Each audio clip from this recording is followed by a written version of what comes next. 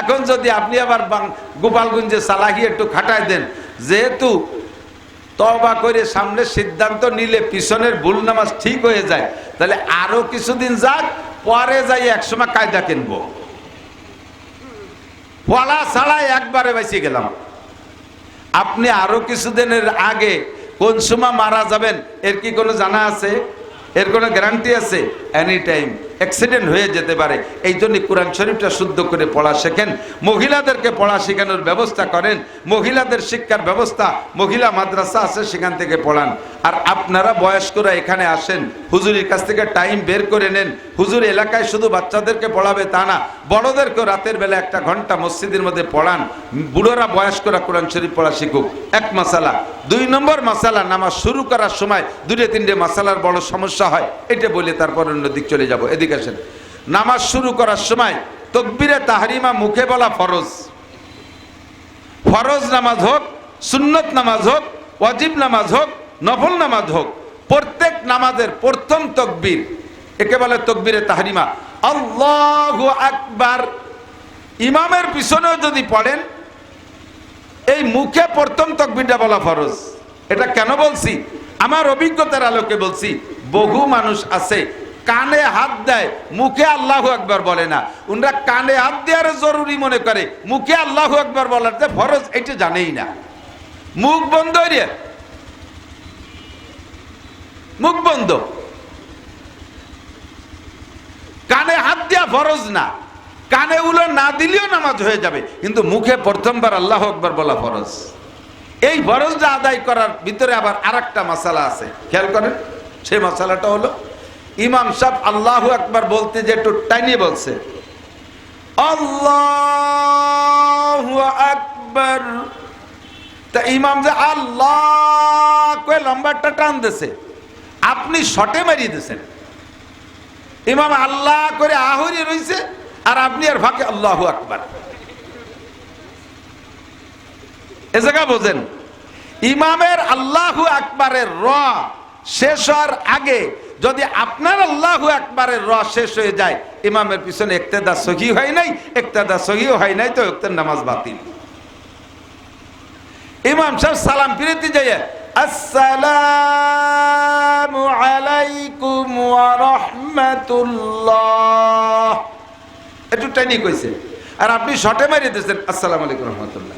ইমামের আগে হয়ে গেছে আপনার, এটা নামাজ ফাসেদের কারণ। এর এক একটা মাসালার দাম 60,000 বছর নফল ইবাদতের চাইতে বেশি, বলেন সুবহানাল্লাহ।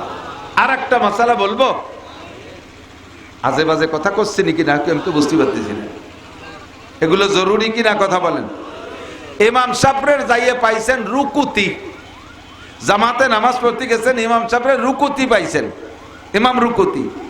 আপনি যাইয়া আমার দিক, আপনি যাইয়া এবার আপনার কাজ কি কি?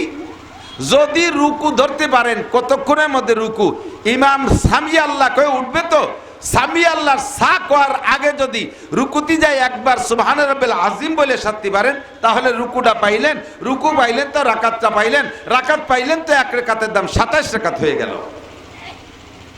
যদি ইমাম সামি আল্লাহকে উঠতেছে আর এর মধ্যে আপনি যাচ্ছেন, আপনি রুকু পান নাই, রুকু পান নাই তো রাকাত ওইটা পান নাই, শরীক হয়ে গেছেন, ঠিক আছে, সালাম ফিরানোর পর ওই রাকাতটা আবার আপনার পড়ে নিতে হবে। এবার ইমামরা রুকুতি যাইয়া দেখলেন আপনি এ জায়গায় আপনার কাজ রয়েছে মেলাটা বাকি। 1 নম্বরে ইন্নী ওয়াজহাতু ওয়াজহিয়াল্লাযী ফাতারা সামাওয়াতি ওয়াল আরদা হানিফা ওয়া মা আনা মিনাল মুশরিকিন। 2 নম্বরে আরবিতে নিয়ত করার অভ্যাস, নাইতু আন উসাল্লি লিল্লাহি তাআলা সালাসা রাকাতি খামসাতি সিত্তাতি সাবাতি গুটিখানি কইয়ে ইক্তেদাই তো ভেজাইলে ইমাম আল্লাহু আকবার, এরপরে যে সানা সুবহানাকা, এত তা ভর্তি ভর্তি কি ইমাম সাহেব আপনার জন্য দেরি হবে নাকি? ইমামকে কবে যে আমি আসি, আমি তুমি আস্তে আস্তে আসো। ইমাম তার 3 বার হয়ে গেছে, উঠে চলে গেছে, আপনি ওই রুকুটা মিস করলেন এইগুলো পড়তে যাইয়া। এই রুকুতে যদি ইমামরে পান যাইয়া, তাহলে আপনি এগুলো কিচ্ছু পড়বেন না, ইন্নী ওয়াজহাতু পড়বেন না, সানাও পড়বেন না, নাওয়াইতুনও পড়বেন না। নাওয়াইতুন মুখে আমি জীবনেও পড়ি না। যে ওয়াক্তের নামাজ পড়তে মসজিদে গেছি, বাড়ির থেকে সেই ওয়াক্তের নিয়তটা হয়ে গেছে। জানাজা সামনে দাঁড় করে কয়, এই যারা আরবিতে পারেন তারা আরবিতে পড়েন, যারা আরবিতে না পারেন বাংলায় এই কন, কিচ্ছু কোয়া লাগবে না। নিয়ত মুখে বলার কিছু না, নিয়ত মনের সংকল্প। মাইয়াত সামনে রয়েছে, বেলা 10টার সময় জানাজা পড়বেন, এর সময় কি আপনি জানাজা ভর্তি হয়েছেন না ফজরের নামাজ? কথা কয় না, জানাজা ভর্তি হয়েছেন না, তাই জানাজাই তো ভর্তি হয়েছেন, তা আবার কর দরকার কি? আপনি ভাত খাতি বসে কি ভাত খান নিয়তটা বাংলায় করা লাগে। এখন আমি এই দে ওই দে ওই দে 3-4 তরকারি দিয়ে ভাত খাবো, বিসমিল্লাহ আল্লাহু আকবার, এ না করলে খাওয়া হবে না, এরকম নাকি? খাবেন তো খাবেন নিয়ত করে, বলতেন পেট ভরে খাওয়া হয়ে গেল। নামাজের জন্য কোনো নিয়ত মুখে বলার কিছু না।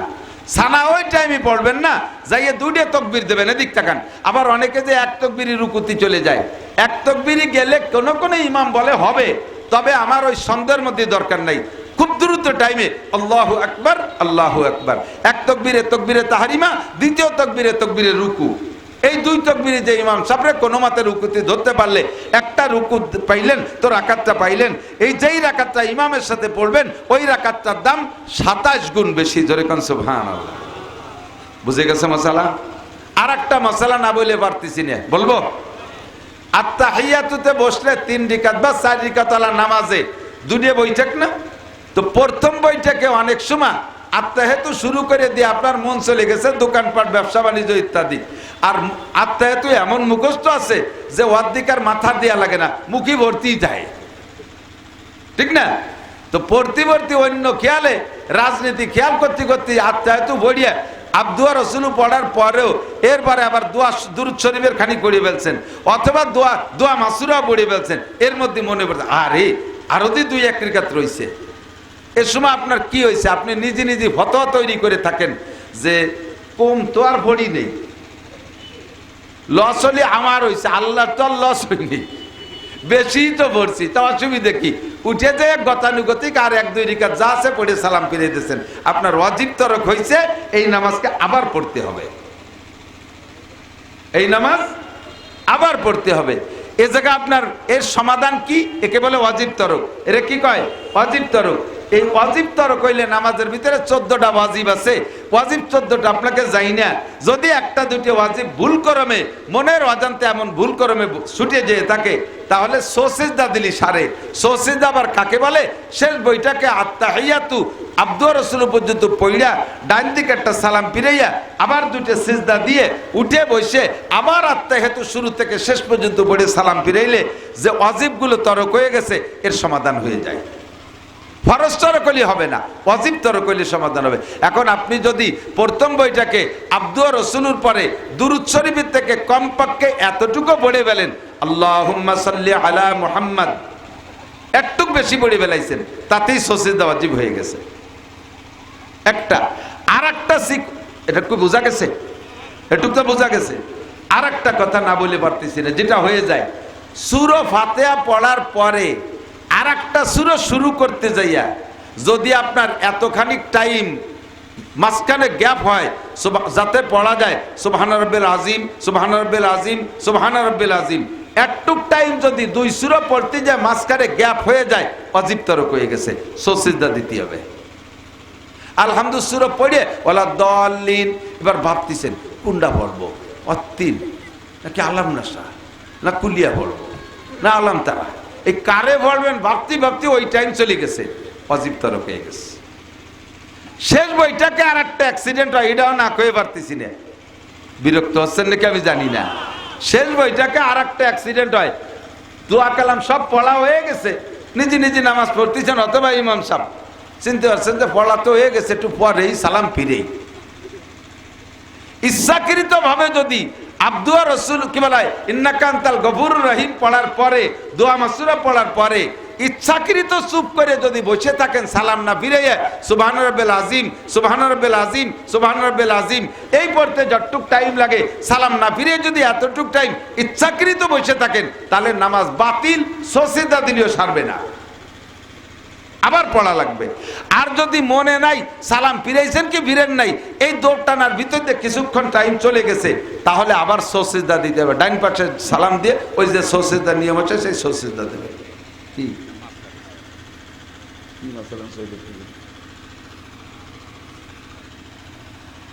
আল্লাহ, এই যে এক একটা মশালা বললাম, এই জাতীয় মাসালার অ্যাক্সিডেন্ট জিন্দেগিতে দুই একবার ঘটে কি ঘটে না?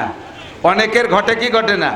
তাদের জন্য আজকের এই ওয়াজটুক 60 বছর নয় 60 লক্ষ বছর নফল ইবাদতের চাইতে দামি। কথা বুঝে আসছে? আর আরেকটা জিনিসও মনে রাখবেন, আপনারা পাবলিক যারা ভিতরের থেকে শুনতে অনেক সময় ইমামের কাছ থেকে শুনতে অনেক জায়গায় আয়াত মুখস্থ হয়ে যায়, ওই মাঝখানে বড় বড় জায়গাতে খুচরো আয়াত আপনি পড়তে যাইয়েন না। আপনি নামাজে কিরাত পড়বেন, এক পাশে যে ছোট সূরাগুলো জানেন ওই ছোট সূরার ভিতরে আগের রেখাতে যে সূরাটা পড়ছেন পরের রেখাতে তার চেয়ে একটা ছোট সূরা পাশাপাশি সূরাটা পড়লেই সবচেয়ে সুন্দর হয়। আলাম তারা পরে লিলাফি, আড়াইতাল্লাজার পরে ইন্না তাইনা, কুলিয়ার পরে ইজাজা, তাব্বাতেদার পরে কুলহু, ফালাকের পরে নাস, এইভাবে আপনি পড়েন তাহলে ভালো হবে। আর উলামায়ে কিরাম যারা জানে তারা তরজমার দিক মিল করে অনেক সময় এখান থেকে ওখান থেকে পড়ে, তাদের জন্য নির্দেশ এক রুকুর থেকে এ জায়গার থেকে 5 আয়াত, ফিরে আবার কদ্দুর যে আর এক রুকুর থেকে 5 আয়াত, এর ভিতরে তরজমার ভিতরে কাটাকাটি ভাঙতাচুরা হয়ে যায়। তাতে যারা তরজমা বোঝে এদের মনের মধ্যে খুব খারাপ লাগে। আর একটা আয়াত পড়লে একটা বিষয়ের আলোচনা শেষ হয়ে যাইতো, ইমাম সাহেব তা ওই আয়াতটারে বাধ্যতে রুকুতে চলে যায়। আমরা যারা তরজমা বুঝি আমাদের মনের মধ্যে খুব খসখস করে কামড়াতি থাকে, আহারে আর একটা আয়াত পড়লে বিষয়টা কত সুন্দর হয়ে যেত, কথাটা সম্পূর্ণ হতো। উনি এর বাধ্য দিয়ে চলে যায়। হ্যাঁ, জেনারেটর বন্ধ করেন, কারেন্ট এসে। আজকের আমার ওয়াজটাই শেষ হয়ে গেছে শব্দের জ্বালায়। আমি একটু তৃপ্তি পাইনি, কি যে কইছে নিজেই টের পাইনি এতক্ষণ। তাড়াতাড়ি বন্ধ করেন, নাকি আবার চলে গেছে কারেন্ট। আমি যত ভালো ওয়াজ করি উনরা খুশি না, ওনাকে ইট কালেকশনের দিলি খুশি। আমি অপারিও না, একখানি ইটও আমি কালেকশন করতে পারবো না। আজ 12 বছর মাদ্রাসার এই হালাত দেখে যাচ্ছি, স্থানীয় মানুষরা কি করেন। একটু রাগারাগি করবো আপনাদের সাথে। 12 বছর আগের থেকে এই জায়গা মাহফিলে আসি আমি। এই গ্রামে কত দালান, কত কোঠা, কত পয়সাওয়ালা, আল্লাহর গড্ডা এরকম পরিত্যক্ত থাকবে, আপনারা আরামে নিজেদের ঘরে ঘুমোতে পারবেন না, খালি পোস্টিং হবেন। প্রথম পোস্টিং জেলখানায়, তারপরে পোস্টিং হাসপাতালে, সেই জায়গাতে পোস্টিং কবরস্থানে। পোস্টিং হতে থাকবেন, আরামে ঘুমোতে দেবে না। আল্লাহর কোরআনের পাখিগুলো কেন ভাঙ্গা টিনির ঘরে থাকবে? মানুষ যতদিন চাকরি করে অতদিন পর্যন্ত চাকরির একটা বেতন পায়। বেতন দিয়ে চলে, 30,000 টাকা বেতন পাইছে, মোটামুটি তাই দিয়ে চলতে আছে। 30 বছর 35 বছর চাকরির পরে সরকারও জানে লোকটার মেধা মগজ যা ছিল আমি খেয়ে ফেলাইছি, বুড়োকালে তারা রিটায়ার্ড করে বাড়ি দিলাম, খালি এতে যদি বাড়ি পাঠাই দিয়ে করিয়ে খাবে কি? এই জন্য সরকার 1,50,000 টাকা দিয়ে দেয় এককালীন। সচেতন জ্ঞানী যারা তারা এই টাকা দিয়ে একরকম করে, অচেতন বুকা যারা তারা ওই টাকার সাথে আলাদা আচরণ করে। আর সেই 50 লাখ টাকা একবারে এতদিন তো দেখে নেই, 30,000 টাকা পাইছে, 50 লাখ টাকা দিয়ে মনে করতেছে এক কোনোদিন শেষ হবে না, ওরে আল্লাহ এতটাই দিয়ে কি এরবো। আর সেই দমাদম একটা কিছু করে ফেলাই দেয়, যাতে আড্ডায় তাতে মার খায়, যাতে আড্ডায় তাতে মার খায়। এতদিন টিনির ঘরে ছিল, আই সেই 30 লাখ টাকা দিয়ে বিল্ডিং একটা দিয়ে লাখ 20 টাকা ছিল, 2 মাহিন্দ্র কিনে দিচ্ছে, 2 জায়গায় অ্যাক্সিডেন্ট করে পড়িয়ে রয়েছে, তারপরে খালি আর এলো অচেতন পার্টি। আর সচেতন পার্টিরা কি করে? 50 লাখ টাকা পাইছে, 25 লাখ টাকা দিয়ে কাশিয়ানি শহরতলি, শহরের মধ্যে তার 25 লাখ টাকা ভালো জায়গা হবে না, আশপাশে মোটামুটি 3 শতাংশ জমি, 3 শতাংশ জমি কিনে আর 25 লাখ টাকা দিয়ে বিল্ডিং হবে না, ওয়াল করে টিন শেড সুন্দর করে 3 ইউনিট 3টে ফ্যামিলির ভাড়া দেওয়া যায় এমন একটা ঘর করে। এই জায়গা খুঁজে খাইজে মোটামুটি একটু ভালো পরিবেশ করে 3টে ফ্যামিলির ভাড়া দেয়। 3 ফ্যামিলির থেকে 3-10কে 30,000 টাকা 3 ইউনিট থেকে ভাড়া পায়। বুড়োকালে ছেলে মেয়েরা খাবার না দিলেও বুড়ো বুড়ির এই 30,000 টাকা আল্লাহর রহমতে মরণকাল পর্যন্ত চলে যেতে পারে। এই লোকটা সচেতন জ্ঞানী মানুষ। কতক্ষণ সেম কোয়ালিটি নবী পাক বলেন, ইজা মাতাল ইনসান, মানুষ যখন মারা যায়, যতদিন বেঁচে থাকে ততদিন পর্যন্ত প্রত্যেকটা ইবাদত, বিশেষ করে এটা মুসলমানদের কথা, অমুসলমানরা আম্মাবাদ, ওরা হিসেবের বাইরে। মুসলমান যতদিন বেঁচে থাকে ততদিন সে খায় কি জানেন? তার কর্মের ফল খায়। 5 ওয়াক্ত নামাজ পড়লে 5টা পুরস্কার, একটা হলো রুজি। তাহলে নামাজের কারণে এতদিন বেঁচে রয়েছেন, নামাজ পড়ছেন, তার একটা পুরস্কার রুজি, এটা খাইছেন। রোজা রাখলে যে পুরস্কার, তার ভিতরে একটা পুরস্কার হলো রোজাদারকে আল্লাহ রমজানে রুজির বরকত বাড়ায় দেয়। তাহলে দুনিয়ায় যে খাইছেন রমজান মাসে, এটা রোজার বদৌলতে খাইছেন। কতক্ষণ যত ইবাদত আছে প্রত্যেকটা ইবাদতের বিনিময়ে একটা অংশ আল্লাহ দুনিয়ায় রেখেছেন, সেই অংশটা আমরা দুনিয়ায় খাই। যখন আমি মারা যাব, কবরে চলে যাব, তখন আমার ইবাদত বন্দেগী সব বন্ধ। এখন আখেরাতের খানা খাইতে হবে, এর জন্য দুনিয়ায় যা কামাই করে নিয়ে গেছি সেটা দিয়ে তো শুরু করলাম, কিন্তু কামাই করছি কট্টু। আখেরাত তো 1-2 দিন না, অনাদি অনন্তকাল। এই অনাদি অনন্তকালের চলার পথে যে টাকাগুলো লাগবে, এই টাকা আমি পাবো কোন জায়গায়? নবী পাক বলেন, তুমি মরার আগে 3 ইউনিটের একটা বিল্ডিং খুলে রেখে আসতে পারো, ওই জায়গা থেকে 3-10 30,000 টাকা তোমার অ্যাকাউন্টে ঢুকবে, কবরে বসে কিয়ামত পর্যন্ত খাতি থাকবা। 3 ইউনিটের একটা বিল্ডিং, 3 ইউনিট, 1 নম্বর সদকায় জারিয়া, 2 নম্বরে ইলমিন ইউনতাফাউ বিহি, 3 নম্বরে ওয়ালাদিন সালিহিন ইয়াদউ লাহু। নবী পাক বলেন 3 ইউনিটের বিল্ডিংটা হলো 1 নম্বরে সদকায় জারিয়া। ও বাপ, এখানে কত মানুষ আছেন জিন্দেগিতে কত টাকা কামাই করছেন, কত টাকা কামাই করছেন, এর মধ্যে যদি অডিট করি কেউ বলতে পারবেন না, আমি তো পারবোই না, আপনারাও আশা করি কেউ পারবেন না বলতে যে সারা জীবনে যেদিন থেকে ইনকাম করা শুরু করছেন আজকে পর্যন্ত কত টাকা কে ইনকাম করছেন, হিসাব আছে? বোঝেন নাই কথা? সারা জীবনে যা ইনকাম করছেন, এই কত টাকা ইনকাম করছেন, এর কি হিসাব আছে? এটাও যেমন নাই। আর আমার বিশ্বাস জীবন ভরে যা কামাই করছি সব টাকা কেউ গুছায় রাখতেও পারেন নাই। আছে? কোনো বাড়ি আছে? এরপরে আরেকটাও বলি, সামনে যতদিন বেঁচে থেকে যা ইনকাম করবেন তাও সব রাখতে পারবেন না, খরচ হয়েই যাবে। কত মানুষকে আমানতে দিয়েছেন, কত মানুষকে কর্জ দিয়েছেন, তারা সেই টাকাগুলো ফেরত দেয় নেই, কর্জ দেওয়া টাকা ফেরত দেয় নেই। এরকম বিপদও আসি না অনেকে? কর্জ দেওয়ার সময় আপনার কাছে একবার চাইয়ে পেয়ে গেছে, এরপরে তার কাছে সেই টাকা ফেরত চাইলে ওরে আল্লাহ মারামারি দাঙ্গা হাঙ্গামা হয়, কেমন যেন আপনি ভিক্ষে খয়রাত করতে গেছেন, লাস্টে বিরক্ত হয়ে ছেড়ে দিয়ে চলে আসছেন। এরকম বহু দুনিয়ার অর্থের একই নিপাই ছেলে উঠুন না, শোনা একজন উঠবে না, উঠলেই পরিবেশ নষ্ট হয়ে যায়। এদিক থেকে তো আমার জিন্দেগিতে যা ইনকাম করেছি তার হিসাব নাই, যা ইনকাম করছি তার সব জমা নাই, যা ইনকাম করবো তাও রাখতে পারবো না। কাজেই আমার চলে যেতে হবে। আল্লাহ পাক বলেন, বান্দা দুনিয়ার কত মানুষকে কত কিছু দিয়েছিস, তা তোরা হাতে ফেরত পাইস নাই। ওমা তুকাদ্দিমু লিআনফুসিকুম মিন খাইরিন তাজিদুহু ইনদাল্লাহ। আমার কোরআনের পাখিরা কষ্ট করতেছে, আমার কোরআনের মেহমানরা কষ্ট করতেছে। তোর বাড়ি আরামে দালানে ঘুমাইস, তুই পাকা পায়খানা করিস, আমার কোরআনের পাখিগুলো এই জায়গা কষ্ট করে, তুই আমার এই ইউনিটে এই জায়গাটা ইউনিট কর, সদকায়ে জারিয়ার জন্য এখানে কিছু আমানত রাখ, আমি আল্লাহ তাআলা 1000 কোটি গুণ বাড়াইয়া তোর কিয়ামতে হাতে পৌঁছে দেব। আব্বার দেওয়া জায়গা, আব্বার রেখে যাওয়া জায়গায় বসবাস করতেছেন, আব্বার রেখে যাওয়া জমিকাত ব্যবহার করতেছেন, আব্বার লাগানো গাছগুলো আজকে বেছে বেছে খাচ্ছেন, আব্বার রেখে যাওয়া বসত বাড়িতে ঘর বাড়িতে বসবাস করতেছেন। সেই আব্বা কবরে কোন হালাতে আছে জানি না, কোন হালাতে আছে জানি না। এই জন্য আব্বার রুহের মাগফিরাত, তার কবরে ইসালে সব, আমার আখিরাতের একটা স্থায়ী আয়ের উৎস হিসেবে একটা ইউনিট আমি খুলে যেতে পারি। কোরআনের পাখিদের জন্য একটা ঘর হবে, একটা বিল্ডিং হবে।